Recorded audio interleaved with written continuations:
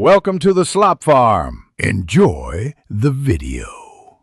You begin by securing the score and a stable instrument. This matters because comfort affects tone and timing. First, scan the key and time signature and set a metronome to a slow tempo so you can hear placement. Then learn the first melody phrase with your right hand, repeatedly, slowly. Once done, add left hand broken chords under that phrase. Keep hands separate until both feel secure. Practice short loops of 2/4 bars to build muscle memory and avoid overwhelming yourself. Now you expand control and texture by isolating difficulties.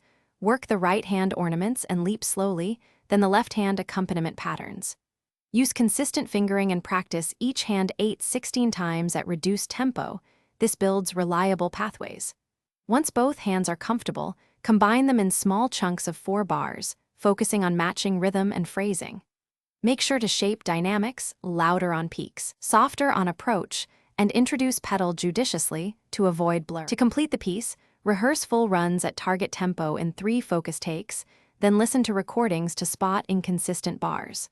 When a passage fails, isolate the 1 to 2 bars, slow them to half speed, and only speed up once 3 clean repeats are achieved. Make sure transitions are seamless by practicing the bars before and after the treble spot. If things still drag, shorten your practice bursts and check hand alignment and wrist tension. A quick relax and reset often fixes technical freezes.